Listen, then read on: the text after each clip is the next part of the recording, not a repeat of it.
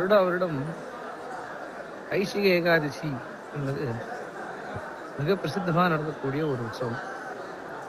கைஷிக பண்பாடி இந்த உற்சவத்திலே நம்பெருமாள் ஜேஷ்டாபிஷேகத்துக்கு சயனமான பின்னர், பெரிய பெருமாள் ஜேஷ்டாபிஷேகத்துக்கு சயனமான பின்னர் கார்த்திகை மாதம் சுக்லபட்ச ஏகாதசியிலே எழுந்துக்கிறார் அப்படின்னு ஒரு ஐதீக்கியம். ஆகமங்களும் அதான் சொல்றது. இதற்கு உத்தான ஏகாதசி அப்படின்னு.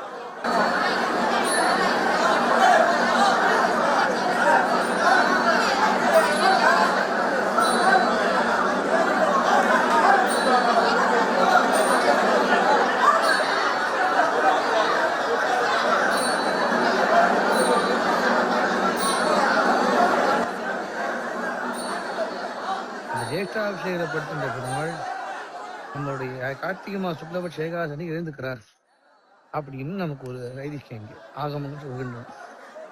இந்த ஆகமங்கள் அழகாக விவரிக்கிறது. இவை பெருமாளை எப்படி எழுப்ப வேண்டும் என்று நிருத்திய, கீத, வாத்திய நாடகங்களை கொண்டும், நல்ல இசை கானங்களை கேட்டும், ஒரு பக்தனுடைய கதையை கேட்டும், திராவிட வேதங்களை கேட்டும், நாட்டிய கானம் வியாக்கியானம் செய்ய திராவிட வேதங்கள் பாட, விசேஷமான வாத்தியங்களை கொண்டு தக்கை மற்றும் சுத்துமத்தலங்கள் நம்ம எக்காலங்கள் என்ற விசேஷமான வாத்தியங்களை கொண்டு புறப்பாடு செய்து இந்த உற்சவமானது மிக விசேஷமாக நடக்கிறது.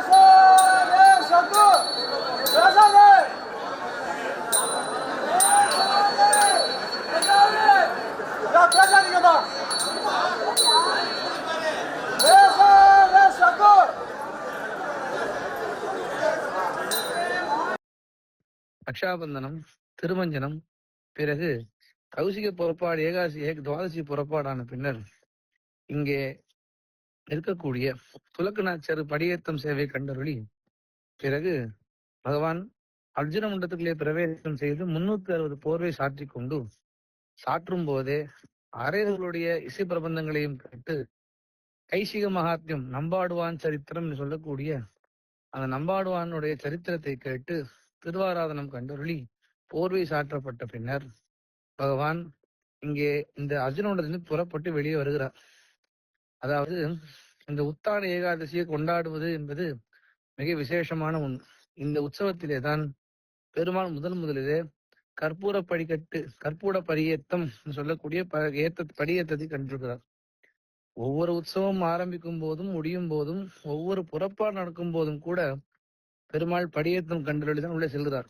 மேல படிக்கட்டு என்று சொல்லக்கூடிய படியேத்தம் கண்டறி உள்ளே செல்கிறார். ஆனால் இந்த கற்பூர படிக்கட்டுக்கு ஏத்துக்கு மட்டும் என்ன அவ்வளவு விசேஷம் அப்படின்னு பார்க்கலாம். ராமபிரான் ஜனக மகாராஜனுடைய யஜ்ஞசாலைக்குள்ளே நுழையும் போது ராமபிரானுடைய அழகையும் அவருடைய நடையும் பார்த்து ஜனக மகாராஜா சொல்கிறார், கஜசிம்ம கதி வீரோ ஷார்தூல ரிஷபோச்சமோ. கஜம் என்றால் யானை, சிம்மம் என்றால் சிம்மம், ரிஷபம் என்றால் எருது, ஷார்தூலம் என்றால் புலி. இவைகளைப் போல அழகாக பெருமாள் நடந்து வருகிறார், ராமபிரான் நடந்து வருகிறார் என்று அந்த வர்ணனையை அங்கு ஜனக மகாராஜன் தன் யஜ்ஞசாலையில ராமரை பார்த்து சொல்கிறார். அதேதான் ராம அனுஜனா இருக்கக்கூடிய ராமானுஜன் இங்கே நம்பெருமாளுக்கு அத்தனை நடையும் அழகையும் வைத்தார். பெருமாள் முதன்முறையே புறப்பட்டு சிம்மபாகிலே வரும்போது சிம்மகதி என்று வைத்தார். மூலஸ்தானிலே புறப்பட்டு வரும்போது அதுக்கு சிம்மகதி என்று பேர். சிம்மம் வெளியே வந்ததும் எப்படி இந்த பக்கம் அந்த பக்கம் தலையை ஆட்டி வேகமாக திரும்புமோ அதுபோல சிம்மத்தை போல திரும்புகிறார். பத்தி உலாத்தல் என சொல்லக்கூடிய வைகுண்ட ஏகாதசி என்று ஜனங்களை தேடி தேடி போய் நிற்பார் பகவான். ரிஷபத்தை போலே போகிறார். அடுத்தது கஜகதி என்று சொல்லக்கூடிய தோலோத்சவ மண்டபத்திலே தன் படிக்கட்டு ஏறு சமயத்திலே கஜகதியை எழுகிறார். ஷார்தூலம் புலி போல பாய்ச்சி பெருமாள் நடக்கிறார். இப்படி நம்பெருமாள் இந்த டோலோத்சவ மண்டபத்திலே ஏறும் சமயத்திலே கஜகதியோடு இருக்கிறார். பிறகு எப்பொழுது புறப்பாடு ஏற்பட்டாலும் மேல் படிக்கட்டு வழியாக செல்லும் போது யானையை போல இப்பக்கம் அப்பக்கம் ஆணை போல தலையாட்டி அரையர்களுடைய இசை முழங்க படியேற்றம் கண்டருளி பிறகு சற்பகதியிலே உள்ளே செல்வது என்பது அரங்கனின் நடையழகை செய்ப்பவர்களுக்கு மட்டுமே உரித்தான உண்டு. இதை அனைவரும் கண்டுகொள்ள வேண்டும் என்பதனால பிரசித்தமாக இந்த கற்பூர படியேத்தம் என்பது பிரசித்தமாக ஏற்பட்டிருக்கிறது. சரி, இந்த கற்பூர படியத்துக்கு என்ன விசேஷம் அப்படின்னா, இந்த உத்தான ஏகாதசி தொடங்கி பகவான் அங்கே அந்த அர்ஜுன மண்டலத்திலிருந்து புறப்பட்டு வராரு இல்லையா, புறப்பட்டு வரும்போது முதல் படிக்கட்டு சேவைன்னு சொல்லலாம். ஏன்னா பெருமாள் இப்பதான் எழுந்துக்கிறார்.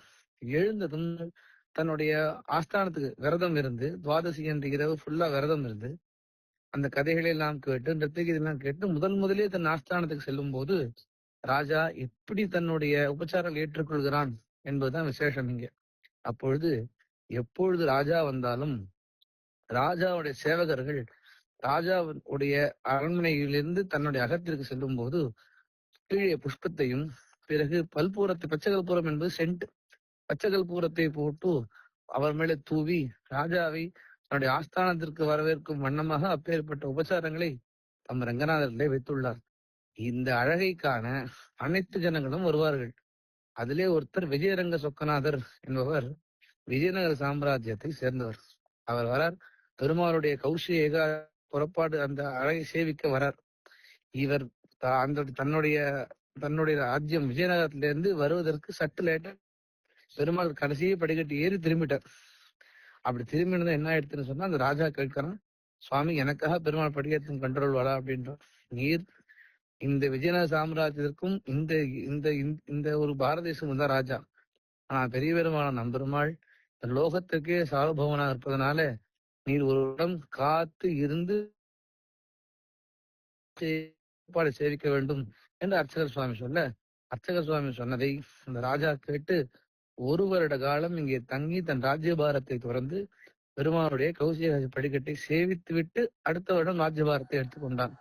அதாவது ஒரு ராஜாவானவன் தன்னுடைய ஆஸ்தானத்திற்கு செல்லும் முன்னர், ஆஸ்தானம் என்றால் தான் இருக்கும் இடம், இப்ப பெருமாள்னா மூலஸ்தானம் சொல்லலாம். அந்த படிக்கட்டு ஏறும்போது பெருமாளுக்கு அரையர் தன்னுடைய பெருமாளுடைய அத்தனை கானங்கள், பெருமாளுடைய அத்தனை பரத்துவங்கள், பெருமாளுடைய அழகு, பெருமாளுடைய கீதம், பெருமாளுடைய சௌசல்யம், லாவண்யம், வியூகமானம் எல்லாவற்றையும் சொல்லி பெருமாளை உள்ளே அழைத்து சென்று வாராய் என்ற அழைத்து சென்று அந்த படியேற்றம் கண்டபடி சக்கரகதியை உள்ளே நுழைவது என்பது இந்த படியேற்றத்துக்கு விசேஷம். ஆக அரங்கனுடைய புறப்பாடை சேவித்தாலே விசேஷம். ஒரு நாள் புறப்பாடு காணாது ஒழிந்தாள் அப்படின்னு அவனுடைய ஒரு நாள் புறப்பாடு சேவிக்கலன்னா ஐயோ நான் புறப்பாடு சேவிக்காம போயிட்டேன்னு வெட்டப்படுவதாச்சு. அதனால இந்த கற்பூர படியேற்றம் சேவிப்பது என்பது இன்னும் விசேஷமானது. புறப்பாட்டுக்கு அப்படின்னா அந்த புறப்பாட்டு நிறைவுல பெருமாள் இறைப்பார் அப்படின்னு சொன்னா அது எவ்வளவு விசேஷம் நம்ம பார்க்கணும். ஆகினால் வஜ்ராவசம் கௌசிகாதி துவாதசி அன்று பெருமாள் இரவு முழுக்க விரதம் இருந்து புத்தகீத நாட்டிய வாத்தியங்களெல்லாம் கேட்டு முதலிலே எழுந்த பின்னர் தனது ஆஸ்தானத்துக்கு செல்கிறார். எப்படி செல்கிறார்? கற்பூர படியேற்றத்தோடு செல்கிறார் என்பது விசேஷமான ஒன்று.